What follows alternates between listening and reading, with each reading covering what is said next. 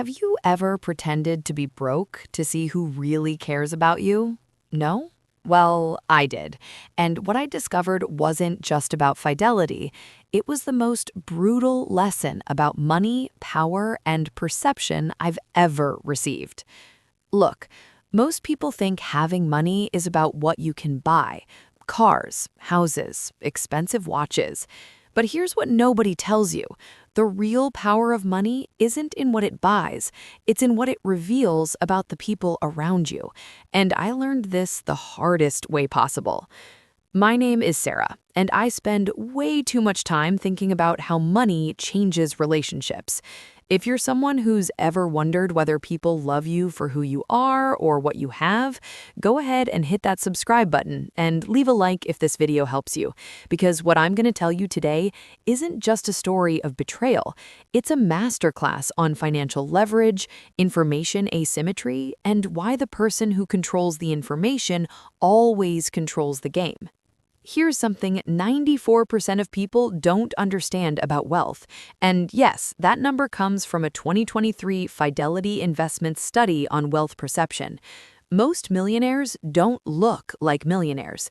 You know that guy in the Tesla Model S Plaid you saw yesterday? Statistically, there's a 67% chance he's financed up to his neck. But the guy in the 2015 Honda Civic, he might have $2.3 million invested in index funds you'll never see. This is where it gets really interesting. I built a tech company over 12 years, started in the basement, bootstrapped, no outside investors, no debt, just me, my partner, and code. When we sold our first corporate license for $47,000, I cried in the bathroom, not from joy, from pure relief. Because here's the truth: building real wealth is invisible, slow, and incredibly boring to anyone who isn't doing it. So we get to 2023. The company was generating $8.7 million annually.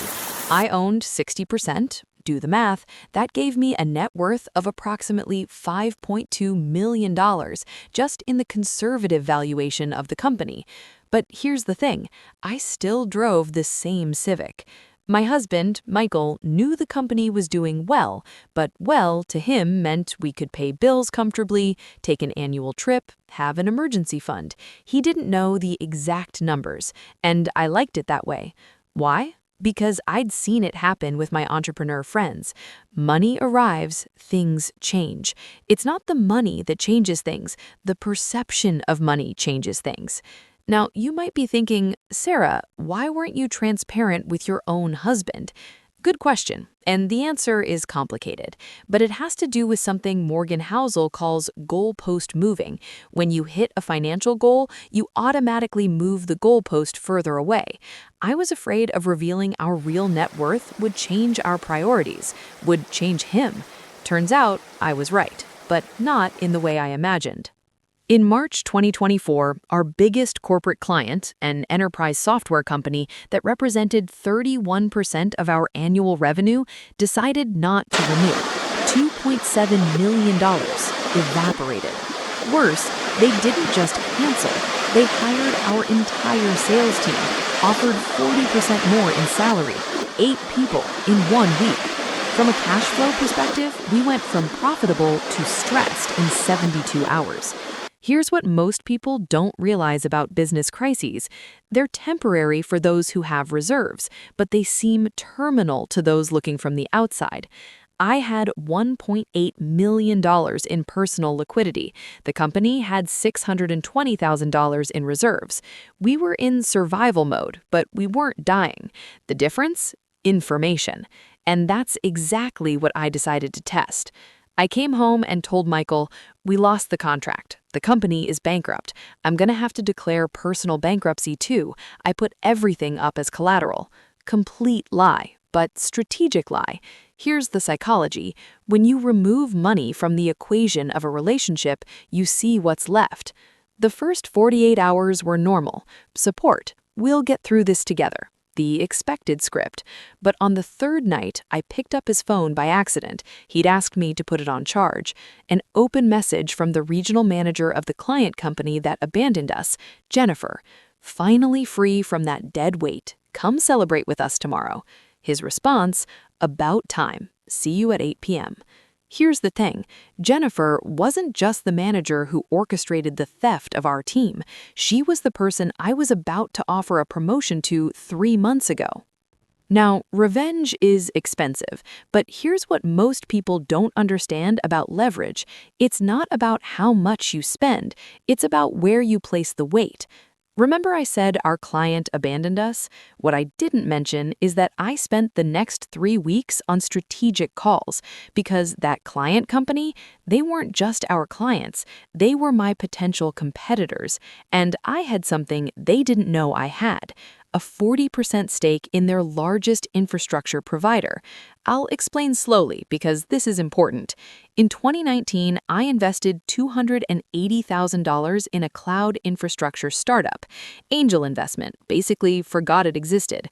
5 years later, that company was providing 73% of the server capacity for the company that betrayed me. I made 2 calls. First, to the CEO of the provider, we need to talk about contract renewal. Second, to the board of the client company, do you know who really controls your infrastructure? The math of leverage is brutal. $280,000 invested in 2019 gave me negotiating power over $8.3 million in their annual revenue in 2024. Here's where things get really interesting. Jennifer, the manager, my husband's mistress, the architect of our disaster, was called to an emergency board meeting the morning after her celebration with Michael. Official reason, strategic restructuring due to supply chain changes. Real reason, I gave the board a simple choice. She leaves or your infrastructure costs double next quarter. They chose the obvious option. Jennifer was fired at 9:37 a.m., minimum severance package. At 11:15 a.m., Michael called me hysterical. Jennifer was fired, something about infrastructure costs. It doesn't make sense. The company was doing so well. I responded, that's strange. Tech companies are unpredictable, right? Now, you might be thinking this is cruel, and you're right, but here's the lesson Harvard Business School doesn't teach. Information asymmetry isn't just about knowing things others don't know. It's about acting on that information before others realize you know. I waited another 3 weeks. Let Michael marinate in anxiety. Let Jennifer look for a job in a terrible market. Let the narrative of our bankruptcy solidify. Then, on an ordinary Tuesday, I showed him our real bank statements. The company didn't go bankrupt. I tested you. You failed. His reaction wasn't what you'd expect. It wasn't immediate anger. It was genuine confusion. But why would you do this? And here's the answer that changed how I think about money. Because I needed to know if you loved Sarah or loved the life that Sarah's money provided. The difference seems subtle, but financially, it's everything. Let's talk about something nobody discusses. Stealth wealth isn't about humility, it's about protection. A 2022 Northwestern University study found that 43% of divorces in high-income marriages are initiated within 24 months of a significant liquidity event, company sale, large inheritance, IPO. Why? Because money changes the power dynamic, and when the power dynamic changes, people reveal who they really are. I wasn't being stingy by hiding our wealth from Michael. I was doing emotional due diligence, and the data proved me right in a way I wished I was wrong. Let me give you a concrete example. My friend Marcus, entrepreneur, $12 million net worth, got married without a prenup because true love doesn't need contracts. Divorced 6 years later, she took $6 million, half the company, and started dating his best friend 3 weeks later. Emotional cost, incalculable. Financial cost, he's still paying, because she kept part of the patent royalties he developed during the marriage. Every quarter, he deposits $23,000 into her bank account. This will continue for the next 14 years. Here's the framework I use now for all important decisions. Information asymmetry equals power times timing divided by cost of revelation. Let me break it down. Power, what you know that others don't. timing, when you reveal or act, and cost of revelation, what you lose by showing your cards. In my case, power, I knew I wasn't bankrupt, plus knew about the stake in the provider. Timing, acted before Jennifer solidified her position, before Michael made anything official. Cost, $1.4 million in divorce versus potential $6+ million if I'd waited more years. The math favored quick action. Look, I'm not telling you to lie to your spouse about money. Healthy relationships need transparency. But here are the practical lessons. 1. Test your inner circle before it's too late. You don't need to fake bankruptcy, but pay attention to how people react when you decline an expensive dinner, postpone a major purchase, mention financial concerns.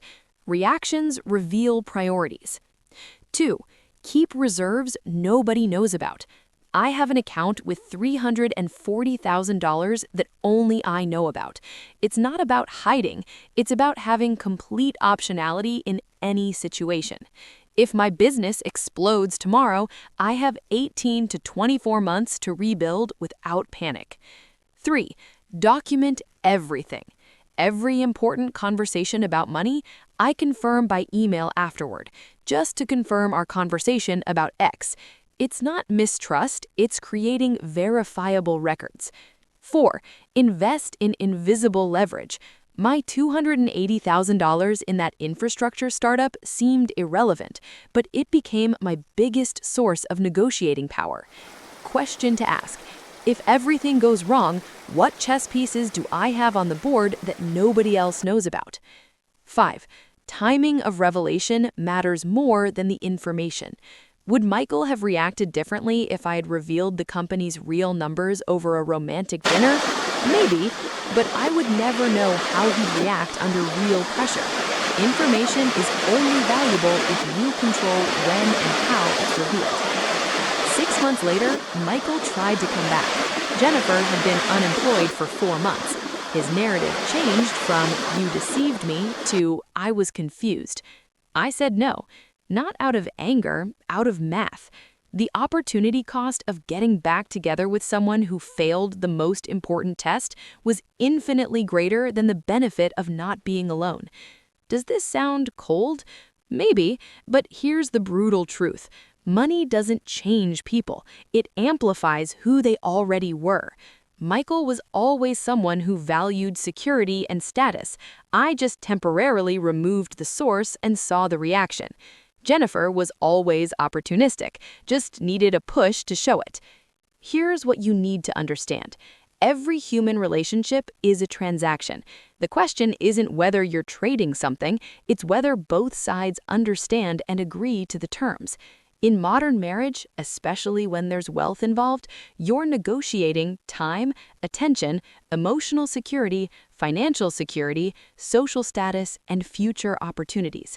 Most people pretend love transcends all of this, and maybe it does. But here's what I learned for $1.4 million. It's better to know exactly what you're trading than to discover too late that the terms were never what you thought. Today, the company is generating $11.2 million annually. We rebuild the sales team with better people. We diversified clients. Our biggest client represents only 14% of revenue now. And me, I still drive a Civic. 2018 now, but same philosophy. Because here's what I finally understood. Real wealth isn't about what you show, it's about how many options you have that nobody else can take from you. Michael didn't take my company. Jennifer didn't take my network. The divorce didn't take my ability to build. Everything I lost were things that were never really mine. If you made it this far, let me give you a challenge. Do a small test this week. Doesn't have to be dramatic, but observe how people around you react when you mention having less money than they think. Choose the cheapest option in a social situation. Express genuine financial concern. The reactions will tell you more about your relationships than 1,000 deep conversations about values. And if you discover that someone in your inner circle failed the test, be grateful for the cheap information, because the longer you wait to discover the truth about people, the more expensive the price you pay when you finally do. Hit that subscribe button if this video changed how you think about money and relationships, and tell me in the comments, would you have the courage to do a test like this? Because the answer to that question reveals more about you than you realize. Until the next video, and remember, the best investment you can make isn't in stocks or real estate, it's in knowing the truth.